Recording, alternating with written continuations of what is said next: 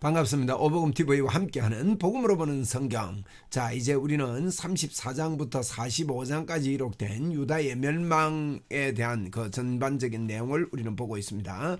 우리 하나님께서 34장에서 반드시 넘기리라 그런 말씀을 하셨죠. 그 다음에 레갑이 순종을 했는데 순종하지 못한 그런 것들을 비교해서 말했고, 36장은요 이제 그 여호야김 왕이 기록한 책을 갈갈이 찢어서 다 불태워버립니다. 37장은 웅덩이에 들어가게 되는데 이때 이제 베냐민 지파에서 산 땅을 그걸 받으려고 가려고 하는데 그 가는 그 길에 너가 갈대아인에게 항복하려고 그러지 하면서 붙잡고 웅덩이에 던졌던, 그래서 이제 여호야김이 시드기야가 몰래 이제 그 웅덩이에서 만나게 하는 그와 같은 이야기가 기록되어 있습니다.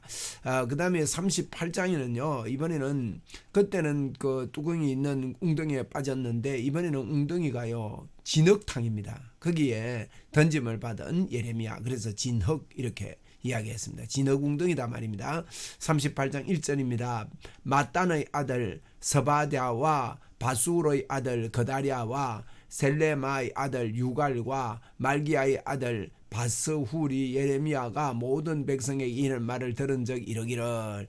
자, 우리 예레미야가 한 이야기들을 쭉 이들이 다 들었다는 겁니다. 듣고 여호와께서 이와 같이 말씀하실 때 이 성에 머무는 자는 칼과 기근과 전염병에 죽으리라. 다 바벨론에 항복하고 바벨론에 붙잡혀 가야 된다는 거예요. 이 성에 있으면 다 죽게 된다. 그러나 갈대아인들에게 항복하는 자는 살리니. 야, 거꾸로 생각하는 거 아닙니까? 그는 노량물을 얻음같이 자기의 목숨을 건지리라 그랬습니다. 우리 예수님도요, 생명을 구하려고 하는 자는 잃을 것이요 잃는 자는 얻으리라 그렇게 말했는데 바로 이런 말씀입니다. 생명을 잃는 자는 얻는다 말은 예수님이 십자가에서 못 박혀 죽은 것을 인정하고 받아들이고 나는 이미 죽었음을 믿는 자는 생명을 얻고 부활의 생명을 갖게 되고, 믿지 못하는 자는요 그 생명을 잃게 되는 것입니다. 여기도 마찬가지로 갈대아인에게 항복하는 자는 살리니 그는 노량물을 얻음같이 자기의 목숨을 건진다. 갈대아에 항복하면 이제 살기는 사는데 노량물처럼 그렇게 건져서 나중에 회복된다 하는 걸 이야기를 하고 있습니다. 13절입니다. 여호와께서 이같이 말씀하시니라. 이 성이 반드시 바벨론 너희 왕의 군대의 손에 넘어가리니. 이 성이 반드시 넘어간답니다. 그가 차지하리라 하셨다 하는지라. 이에 고관들이 왕께 아뢰되 이 사람이 백성의 평안을 구하지 아니하고 재난을 구하오니.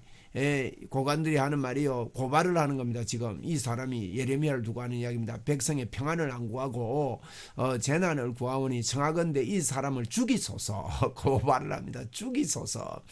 얼마나 밉도록 죽도록 밉는 겁니다. 그가 이와 같이 말하여 이 성의 남은 군사의 손과 모든 백성의 손을 약하게 하나이다. 점점 우리에게 힘 빼는 소리 합니다. 그런 이야기 합니다. 그래서 시드기야 왕이 이르되 보라, 그가 너희 손에 있느니라. 왕은 조금도 너희를 거스릴 수 없느니라 하는지라. 자, 시드기야 보세요. 진짜 시들시들하지요. 힘이 없는 겁니다. 왕이.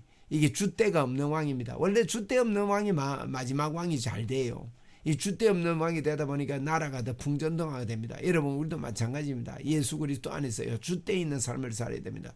마귀가 우리를 유혹하면 거기도 흥 여기도 흥 이렇게 넘어가서는 안 되는 것이죠. 왕은 조금도 너희를 거스릴 수 없느니라 없다 그러면서요 다 이 맡깁니다. 참 이 사회가 타락하는 것도 문제지만은 이 왕이 기준을 잡지 못하는 지도자의 이 책임이 굉장히 크지요. 6절입니다. 그들이 예레미야를 끌어다가 어쩝니까? 네 손에 있다니까 감옥들에 있는 왕의 아들을 말기야의 구덩이에 던져 넣을 때에 그랬습니다. 자, 그들이 끌어다가 감옥에 떨어 있는 왕의 아들 말기야의 구덩이에 던져 넣었습니다. 여러분, 이거 보면서 뭘 느낍니까? 빌라도가요 손을 씻으면서 네 마음대로 해라 이래가지고 예수님을 여러분 그들에게 넘겨주는 거하고 비슷하지 않습니까? 그래서 던져 넣었습니다. 예레미야가 줄을 달아 내렸는데요, 그 구덩이에는 물이 없고 진창뿐이었더라. 야, 여러분, 진창 있는 그 구덩이에 빠졌으니 누울 수가 있습니까? 이거 어째 됩니까? 이거 날은 춥고. 예레미야가 이 고생을 합니다. 예레미야가 진창 속에 빠졌더라. 야, 말이 진창 속에 빠졌더라 이러지만은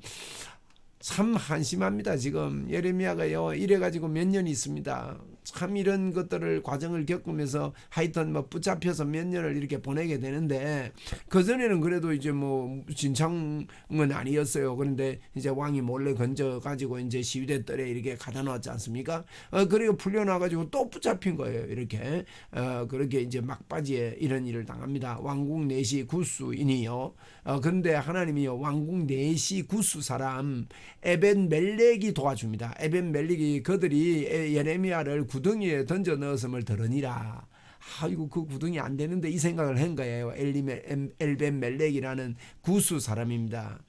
참 왕궁 내시지요. 그때 왕이 베냐민 문에 앉았더라. 이 문에 이래 앉아 있는데 문에 있으니까 왕궁 내시가 에벳 멜렉이 왕궁에서 나와 왕께 아뢰어 이르되 내 주 왕이여 내 주 왕이여 하면서 이제 이야기합니다. 내 주 왕이여 저 사람들이 선지자 예레미야에게 행한 모든 일은 악한 일이다. 왕이여 이거 악한 일입니다. 내시가 이제 가납니다. 왕이시여 드릴 말씀이 있나이다 하고 이제 가나는 거죠. 우리나라 같은 말이에요. 그죠? 성중에 떡이 떨어졌거늘 옛날에는 그전에는 이제 히스기야가 떡 한 조각씩 넣어줘라 그랬잖아요. 하루에 한 개씩.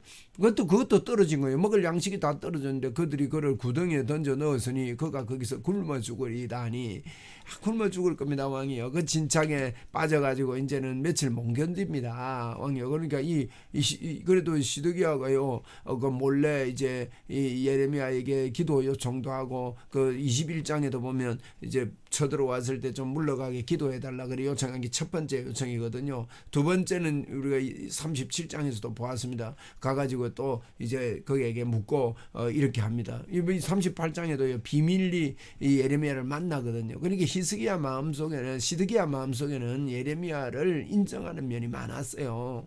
그러나 진짜 믿는 게 아니죠. 우리가 예수 믿을 때요 아이고 기도 좀 해달라고 이런 경우가 있거든요. 근데 내가 하나님을 의지하고 전적으로 하나님을 믿고 기도해달라는 게 아니에요. 그 간접적으로 이렇게 기도해가지고 뭐 어떻게 좀 좋은 일 만나볼까 이런 태도, 내 하나님은 이런 태도를 기뻐하지 않거든요. 근데 시드기야가 그런 태도의 왕이었다는 겁니다. 10절입니다. 왕이 구수 사람 엘벤 멜렉에게 명령하여 이르기를 너는 여기서 30명을 데리고 가서 선지자 예레미야가 죽기 전에 그를 구덩이에서 끌어내라. 이렇게 이제 예레미야를 건져내는 겁니다. 참 하나님의 은혜죠. 이렇게 그래서 구수 사람 에벤 멜렉이라는 사람에 의해서 예레미야가 구덩이에 그 진흙 구덩이에서 빠져나오게 됩니다. 30명 주면서 데리고 나오느라 에벤 멜렉이 사람을 데리고 왕궁 곳간 및 방에 들어가서 거기에 헝겊과 낡은 옷을 가져다가 그것을 구덩이에 있는 예레미야에게 밧줄을 내리는 겁니다. 그래서 밧줄을 내려가지고 뭘 이렇게 만들어가지고 이제 끄집어 올리는 거지요. 구스인 에벤 멜렉이 예레미야에게 이르되 당신은 이 헝겊과 낡은 옷을 당신의 겨드랑이에 대고 줄을 그 아래에 대시오. 예레미야가 그대로 하며 그리고 겨드랑이하고 엉덩이하고 이렇게 받치라 이 말입니다. 그렇게 대신 우리가 끌어올리겠습니다. 그들이 그들이 줄로 예레미야를 구덩이에서 끌어낸지라 예레미야가 시위대 뜰에 머무니라. 이 진창에서요 엉망진창이 되어 있었을 겁니다. 예레미야가 파김치가 되어 있었을 겁니다. 근데 먹지도 못한 이 예레미야를 이제 에벤 멜렉이라는 사람이 이렇게 건져내는 겁니다. 에벤 멜렉이라는 사람이.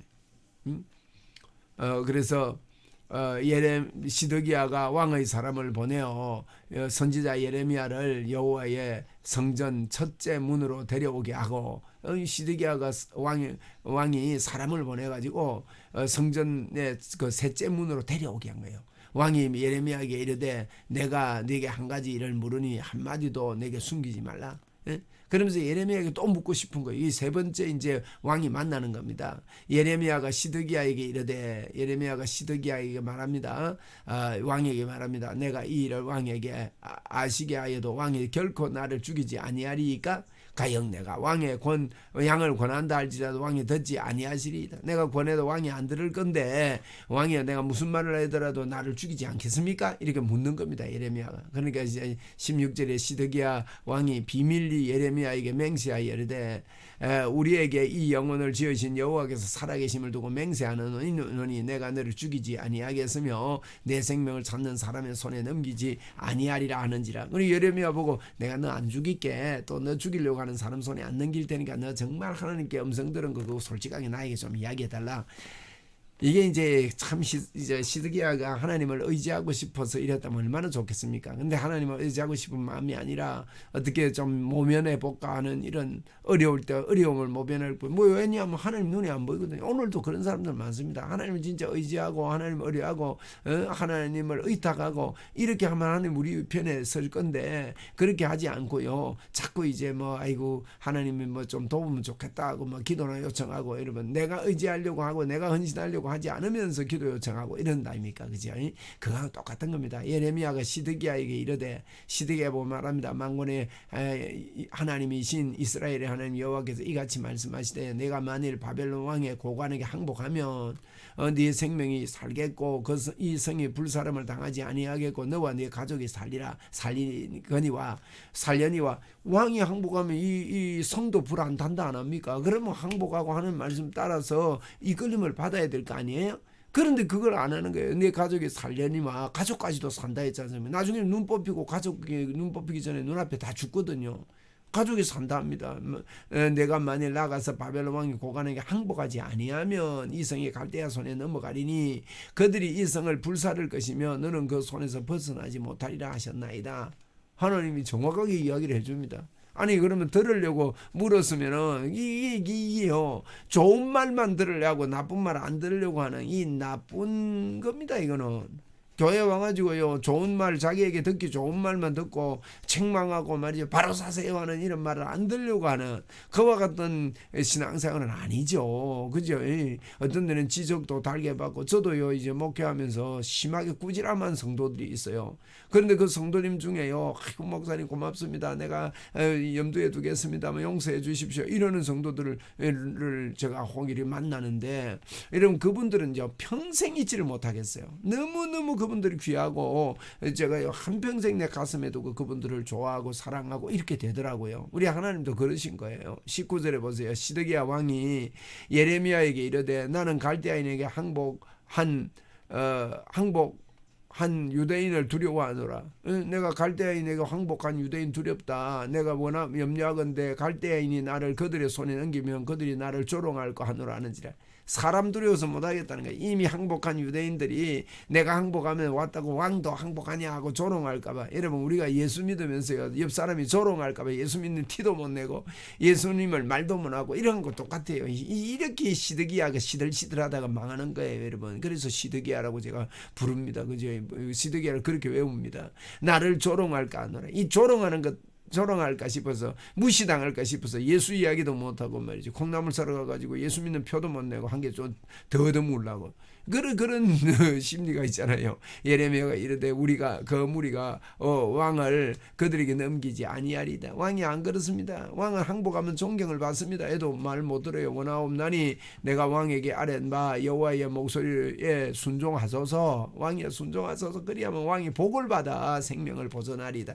여러분 우리가 하나님 말씀에 순종해야 됩니다. 우리는 죽은 자로 여길지어다. 그래서 죽은 자로 여기고 하나님 나는 참 이게 죄의 법에 나는 묶여있지만 하나님이 나를 죽여주셔서 감사합니다. 나는 하나님의 사람이 됐습니다. 내 이름에도 불구하고 예수 생명이 내 속에 있습니다 하고 받아들이라고요. 응? 사람들이 그거 보고 우리를 조롱할지 몰라도 네가 그래 과연 의인이냐 뭐 네가 잘 사냐 이렇게 대들 수 있습니다. 그래도 성경을 믿고요 조롱하더라도 그걸 받으면요 우리가 복을 받아 생명을 보존하게 되는 것입니다.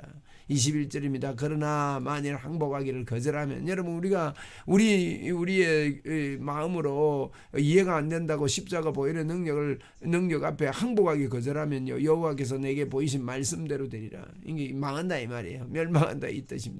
그렇게 하면서 보라 곧 유다 왕국에 남아있는 모든 여자가 바벨론 왕의 고관들에게 끌려갈 것이고 그 여자들은 내게 말하기를 내 친구들이 너를 깨어 이기고 내 발에 진흙에 빠짐을 보고 물러갔도다 하리라. 그러면서 여자들이 다 끌려가겠다는 거예요. 여자들이 끌려간다면 남자들이 아무 힘이 없게 된다는 이런 뜻 아닙니까? 23절입니다. 네 아내들과 자녀는 갈대아인에게 끌려가겠고 보세요. 아무 능력이 없고 이 자녀와 그 부인을 끌려가게 만드는 남자들은 얼마나 힘이 없어서 이렇겠습니까? 그죠? 너는 그들의 손에서 벗어나지 못하고 바벨론 왕의 손에서 잡히리라. 여러분 그렇게 시드기야에게 예언을 합니다. 또 내가 이 성읍으로 불사름을 당하게 하리라 하셨나이다. 항복하면 불도 안 살리고 산다는데도 못 알아듣는 거예요. 여러분 예수 믿으면 산다 이래도 못 알아듣는 거 아닙니까?